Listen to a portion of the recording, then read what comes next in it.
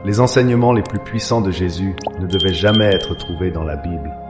Des enseignements si profonds qu'ils ont été gardés cachés pendant plus de 2000 ans. La plupart des gens ne les entendront jamais, mais vous êtes sur le point de découvrir les véritables enseignements secrets de Jésus. Ce savoir a le pouvoir d'éveiller votre âme, si vous osez l'écouter. Pendant des siècles, seule une partie de l'histoire a été racontée. Le Jésus que vous croyez connaître a enseigné bien plus que ce qui nous a été transmis. À travers ces textes anciens se cachent des messages voilés, des enseignements destinés à vous élever à un niveau de conscience supérieur. Si vous passez à côté de cela, vous pourriez ne jamais comprendre le véritable chemin que Jésus a tracé pour nous tous. Quels sont les enseignements secrets de Jésus?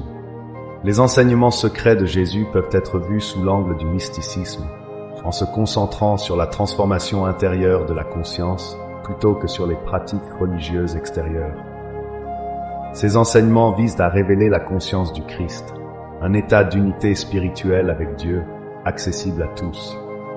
La sagesse ésotérique de Jésus ne portait pas sur le dogme, mais sur la réalisation de la divinité intérieure. Examinons ces enseignements à travers des exemples issus des Écritures, interprétés sous un angle mystique plutôt que littéral. Enseignement 1.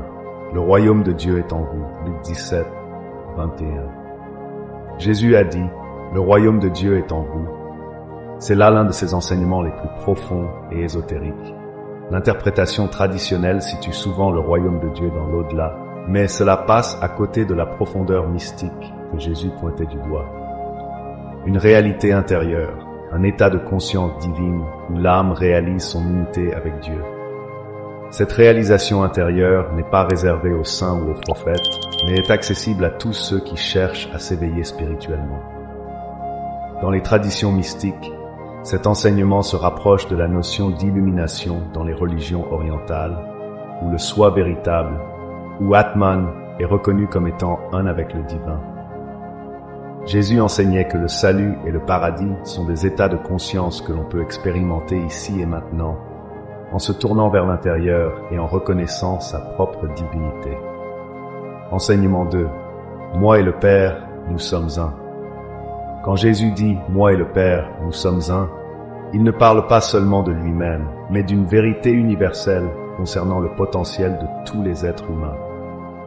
Cet enseignement exprime la non-dualité, un concept central dans les traditions mystiques à travers le monde. La non-dualité fait référence à la réalisation que la séparation apparente entre l'âme individuelle et le divin est une illusion. En réalité, il n'y a qu'unité. Cette déclaration invite chacun à reconnaître que, tout comme Jésus a réalisé son unité avec Dieu, chaque individu peut également faire cette découverte. Le chemin de l'éveil spirituel consiste à transcender l'ego, ce sentiment de séparation, pour fusionner avec la présence divine. Enseignement 3. L'œil unique. Matthieu 6, 22. Dans ce verset, Jésus dit « L'œil est la lampe du corps. Si ton œil est sain, tout ton corps sera rempli de lumière. » Cet enseignement, souvent négligé ou mal interprété, fait référence à la vision spirituelle et à l'éveil du troisième œil, un concept retrouvé dans de nombreuses traditions ésotériques. L'œil unique représente le centre spirituel ou Ajna Chakra dans le yoga, qui permet de percevoir des réalités supérieures. Lorsque Jésus parle de l'œil unique, il se réfère à l'état de conscience pure où toutes les distractions et illusions du monde matériel s'effacent. Quand le troisième œil est activé, il apporte la lumière intérieure ou sagesse divine, illuminant tout l'être d'une clarté spirituelle. Cet enseignement fait écho aux traditions mystiques orientales, où la concentration sur le troisième œil en méditation est essentielle pour éveiller une conscience supérieure. Enseignement 4. La renaissance de l'esprit. Jean 3:3. Jésus a dit à Nicodème, « Personne ne peut voir le royaume de Dieu s'il ne naît de nouveau. » Cet enseignement est souvent mal compris comme une simple conversion ou baptême. Mais en réalité, il fait référence à une renaissance spirituelle, une transformation profonde de la conscience. Naître de nouveau signifie s'éveiller intérieurement, passer de l'identification avec le moi physique et égoïque à la réalisation de sa nature divine. Ce concept est lié à l'éveil de la Kundalini ou à la montée de l'énergie spirituelle. telle que décrite dans de nombreuses traditions ésotériques. Être né de nouveau est une expérience de conscience supérieure, où l'on perçoit la réalité non plus à travers le prisme limité de l'ego, mais à travers les yeux éternels de l'âme. Enseignement 5. Le chemin étroit. Matthieu 7,14, Jésus dit « Entrez par la porte étroite, car large est la porte, et spacieux est le chemin qui mène à la perdition, et beaucoup entrent par là. Mais étroite est la porte, et resserré le chemin qui mène à la vie, et peu le trouvent. » Cet enseignement fait référence au chemin spirituel. Le chemin étroit est celui de la transformation intérieure et de la discipline spirituelle. Beaucoup suivent le chemin large du matérialisme, de l'ego et des désirs mondains, mais seuls quelques-uns osent emprunter le chemin difficile de la découverte de soi, de la méditation et de l'abandon au divin. Dans ce contexte, Jésus parle du processus d'initiation vers une conscience supérieure, où le chercheur doit renoncer aux attachements de l'ego et du monde pour s'élever vers un état de réalisation divine. Enseignement 6. La vigne et les sarments. Jean 15,5. Dans la métaphore de la vigne et des sarments, Jésus dit « Je suis la vigne, vous êtes les sarments. Celui qui demeure en moi et moi en lui porte beaucoup de fruits, car sans moi vous ne pouvez rien faire. » Ce n'est pas seulement une métaphore sur la dépendance à Jésus, mais un enseignement mystique sur l'unité de tous les êtres avec la source divine. Jésus représente la conscience du Christ, l'essence divine présente en tout être vivant. Les sarments symbolisent les âmes individuelles connectées à cette source éternelle d'énergie divine. En s'alignant sur cette conscience du Christ intérieur, les individus peuvent puiser dans leur potentiel divin et manifester des fruits spirituels dans leur vie. À qui Jésus enseignait-il ces enseignements? Jésus ne partageait pas ses enseignements secrets avec tout le monde. En fait, ses messages spirituels les plus profonds étaient réservés à ceux qui étaient spirituellement prêts. Il parlait souvent en parabole au grand public, cachant ainsi la pleine profondeur de son message, qu'il réservait à ses disciples les plus proches.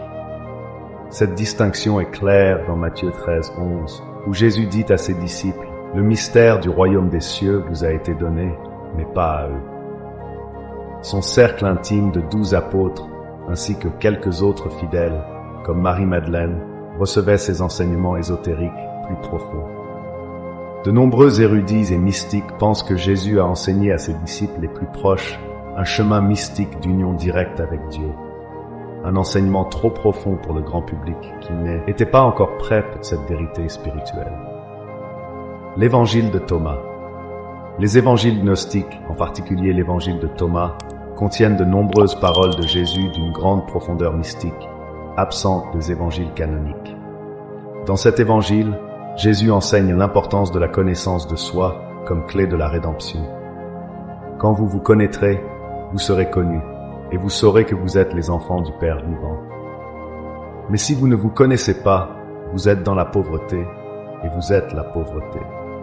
Cet enseignement est un appel clair à l'éveil intérieur et à la réalisation de sa nature divine.